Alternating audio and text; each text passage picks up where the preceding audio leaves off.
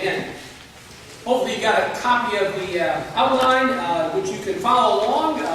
If not, you can simply watch up here and take this home and review that this coming week throughout.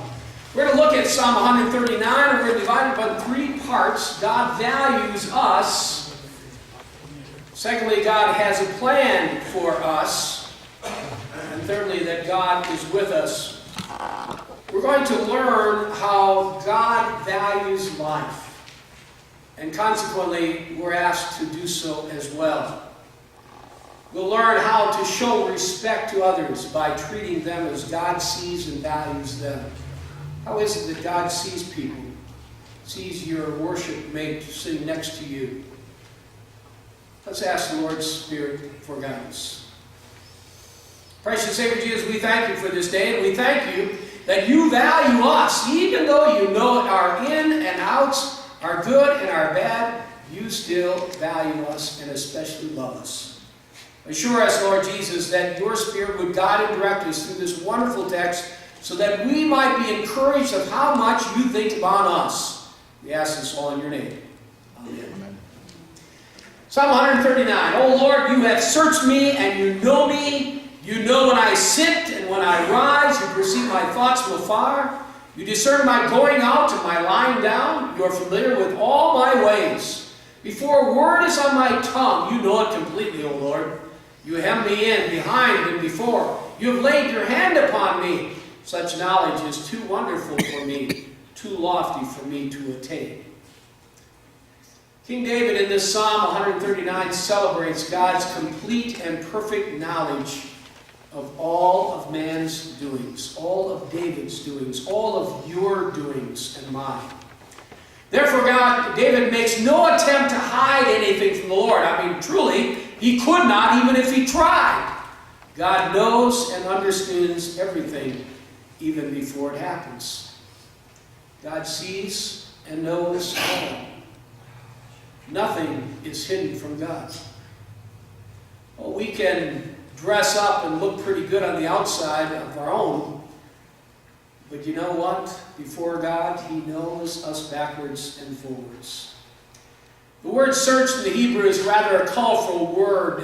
It talks about a burglar that goes about ransacking your house, searching for some valuable possessions. Hopefully you've not had that happen in your home. It's a terrific violation, and we feel very, very badly about that. You probably have seen pictures of houses in which burglars have done just this. Everything's turned upside down. Everything is strewed over the floor. It's an absolute mess. For David, God has scoured every detail of his life and thus knew him completely and intimately. God does not have to essentially search David to gain knowledge about him, although David describes that, because God already thoroughly knew him. He knows you and me, inside and out as well. He knows everything about us, your thoughts, your words, your actions, everything about who and what makes you tick.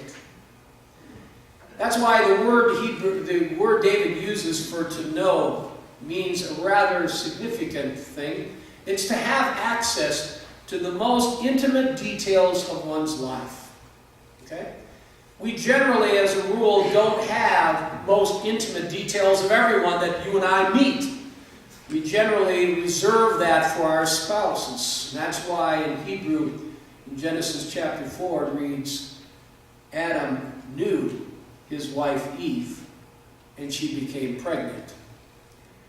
Adam knew Eve. And even then, among spouses, we don't know our thought life. We don't understand some of the attitudes that we have. But we know our spouses. God knew David's every move. David says, when I sit down or when I stand up, all his actions throughout the day, everything that you and I will do today, God already knew we were going to do. God even understood David's thoughts from afar. This is kind of interesting. It implies certainly that God's ability to detect human thoughts, which he can do for sure. But interestingly enough, this entails also God's awareness of these thoughts even before they come to mind for David. What will you think of at 3 o'clock this afternoon? You don't know. God already does. We have an unbelievable God. God knows when I'm going to plop down in the recliner this afternoon. And he also knows when I'm going to get up and for more nachos and cheese, okay? Or whatever else I might be snacking on. I know. No. He knows every move we make. And he understands everything we think, even before we think it. And here's the unbelievable part of it. He still loves us. He still loves me. When he knows some of my evil thoughts. God immediately comprehends the good and bad things we do and say or think. From the time we stumble out of the sack in the morning until we collapse in bed at night. He knows everything we will say, do, or think. In your private time this week, tell God how wonderful that is. And give thanks for the grace that he can know you and me so completely and still love us so intensely.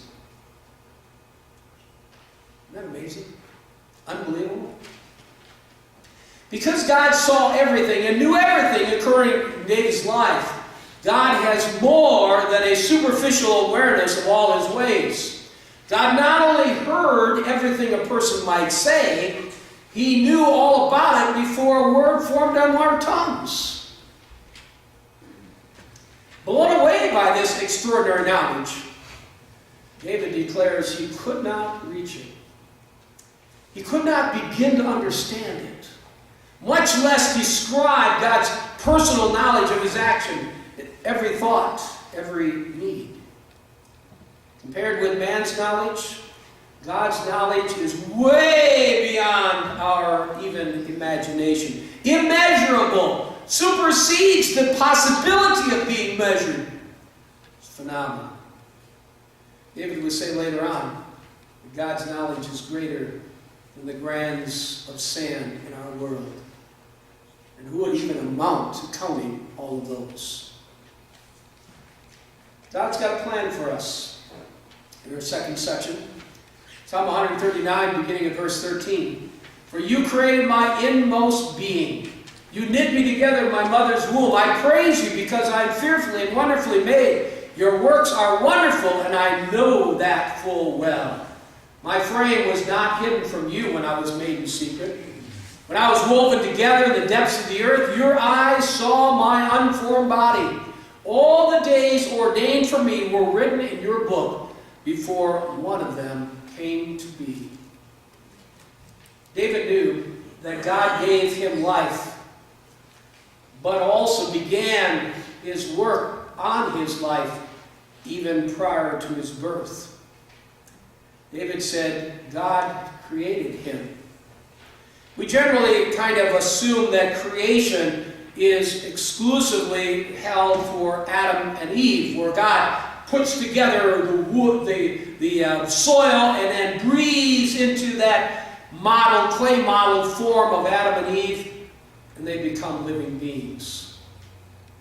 My dear friends, David believed that what happens in a mother's womb, in my coming together and having life, is equally a creation of God as that first formation of Adam and Eve was.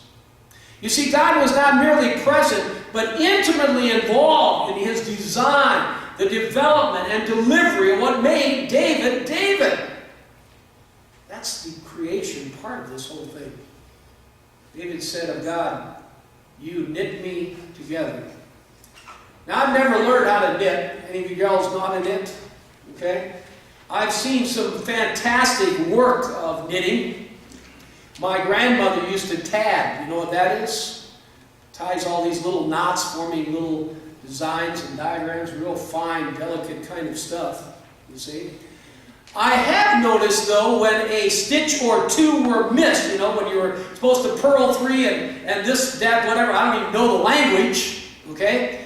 And suddenly there's this gaping hole or a design shift in that afghan or shawl, whatever was being knit. It's important that the design and directions be followed accurately. So much more so as God knit us together. David is saying that God was personally weaving David together. It's as if God took up those knitting needles and started applying his art to your structure and mine. David says, this did not happen by chance. It did not happen by accident. This was an intentional act of creation by God. Much like the gals that do knitting. They will never say of their afghan or blanket or whatever they're knitting, oh, I just kind of threw it together and this is what happened. Oh, no. There's a design, there's a pattern that has to be followed. Very definitely, very intentionally. All of David's tissues, bones, arteries, and muscles, and everything else that went to make up David, God wove together in his beautiful tapestry. When I was a baby, developing my mother's womb, more years ago than I'd like to admit, but nevertheless, we did not have the technology of ultrasound that we have today. Today, doctors can see and track this knitting together of a tiny baby inside the womb of a mother. In fact, this is a picture of a 10-week-old infant in the womb via ultrasound. It is of my 10-week-old granddaughter, Brianna. Okay? Little do we know of all that is happening there, that one day all of this that you're seeing in this slide right here can become this. Isn't that amazing? 10 weeks into that knitting, she looked like this. Today at age 4, she looks like this. David was overcome by the marvel of God's creative work in the womb. Just like you said, oh. Yeah, David said, oh. He broke out in praise to the Lord, declaring that he had been fearfully and wonderfully made. What a marvel that David is what he is. All because God was involved with it all. And how much more can you and I break out in praise to God for his wonderful creation of us? This is a picture of a 6-week-old fetus in the mother's womb. At 10 weeks old, that baby and the placenta around it can fit in the palm of your hand. Isn't that amazing? Those pictures have everything this child needs to develop in a full-grown, fully developed human being. Absolutely amazing, isn't it? So, how wonderful have you been made? Let me give you some facts. Did you know that the average person has nerve impulses that flash along at 300 miles an hour? There are 16 billion neutrons in the average body.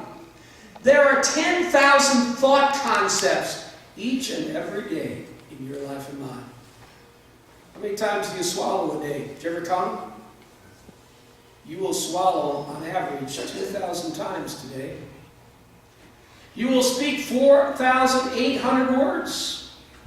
Your vocal cords can reach the highest note of C sharp with the 4th octave and the lowest grade E flat, if you have a real deep baritone voice.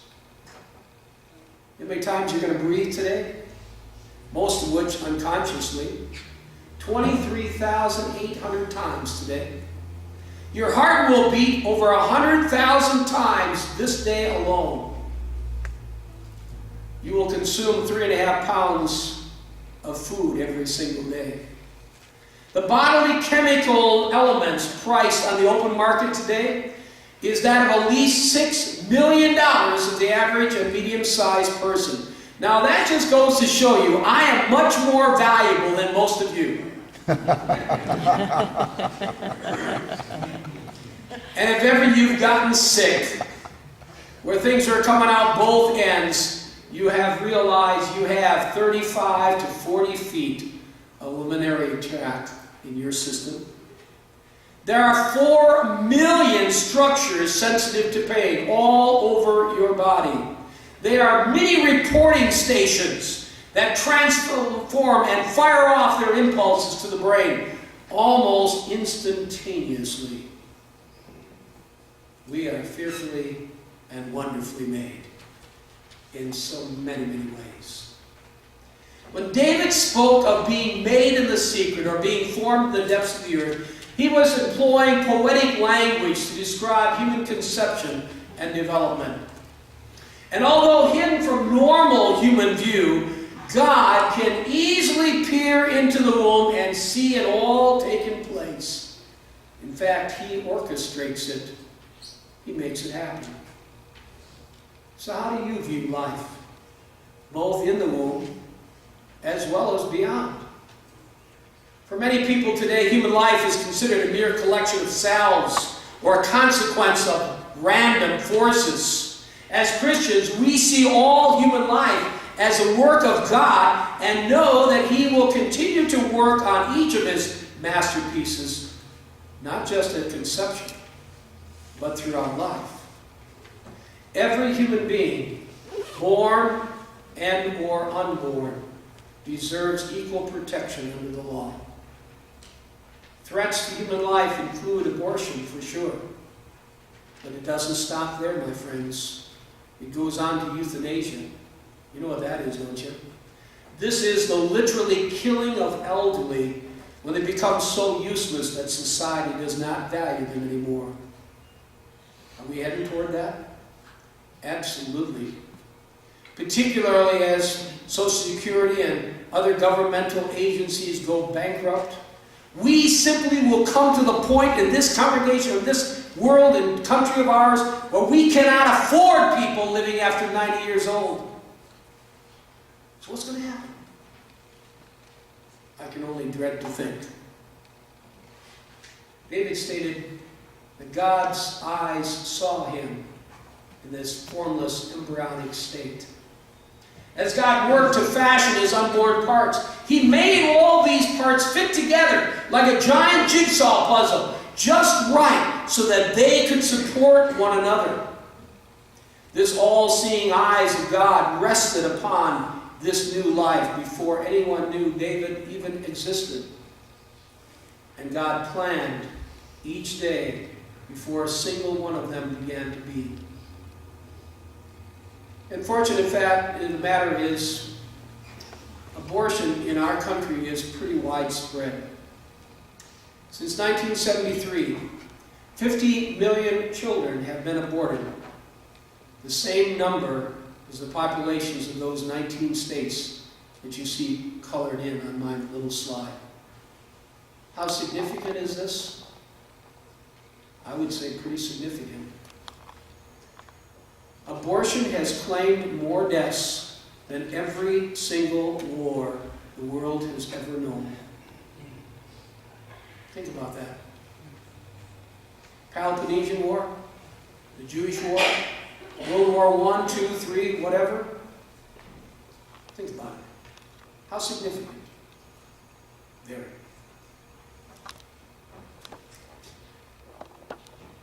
Amongst that all, the good news of today is that God is still with us.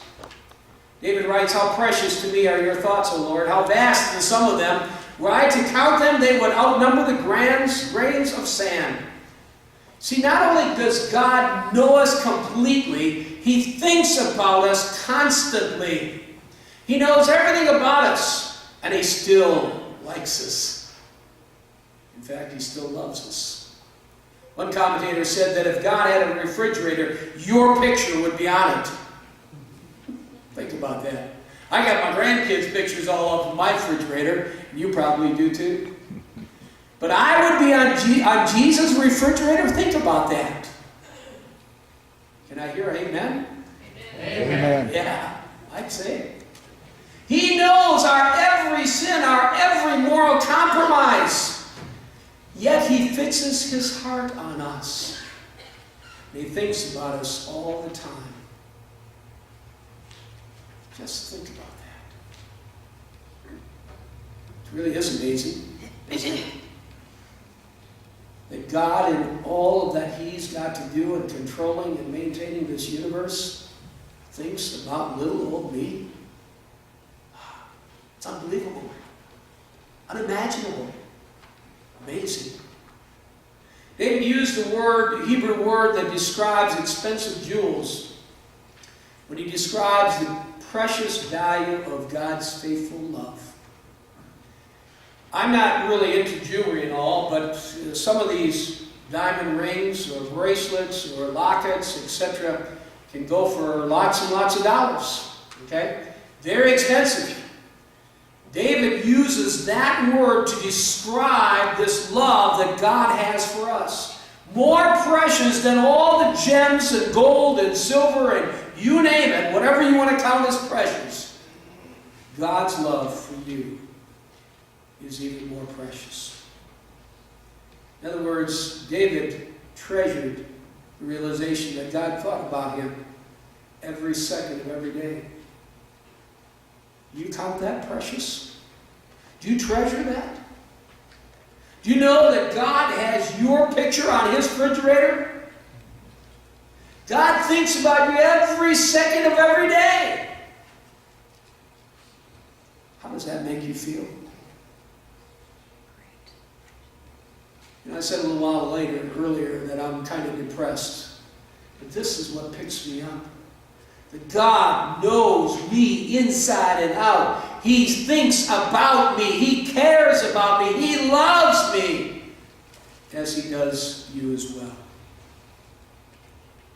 That's really, truly amazing. As David attempted to comprehend God's thoughts of him, he became overwhelmed. God's thoughts include his plans and purposes for his life, from now throughout all of eternity. Every single one of them has been written down in his book, and every one of them God knows even before it happens. No wonder David explained how vast their sum is. Who can count them? Who can enumerate them? So what's keeping you from speaking up for God? I mean, he is such a wonderful God for us. God's greatness might keep some people from seeking him, especially as they deal with past sins or hurts. Many unfortunately believe Satan's lie that they are simply too insignificant or unworthy for God to love them. May I say loud and clear, this is simply not true.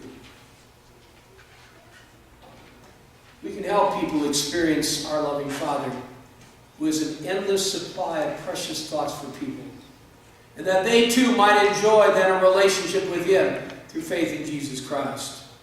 As God's representatives, we can express his presence as we minister to those who hurt or feel devalued by our world. There are people like that all around us, at work, in our neighborhoods, at our schools. There are people that the world has told, you don't count. You aren't worth living. We have to head that up and say, no, it's not true. We can reflect Christ's presence as we encourage and counsel women through difficulties of unplanned pregnancies. We can check out clinics and health centers where we can assist women who, in the midst of crisis pregnancies, might choose to give birth rather than submitting to abortion. This is why we have to be very active in collecting baby bottles and diapers and formula and all that kind of stuff. If we want these gals to keep these children. We need to help them. Make sure they get a good start in life. And especially, my dear friends, do not overlook all the other throwaway people of our society. You know what I'm talking about, don't you? The elderly, other and older, unwanted children, the Downs babies, the other mentally handicapped babies, time and time again. They are considered no value, not worth living.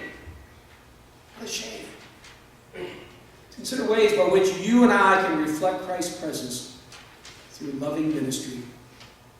How can we care for these people that society says is of no value? May Jesus guide and direct us in His precious name. Amen. Now may the grace and mercy of our living Lord Jesus keep you in true faith unto life eternal.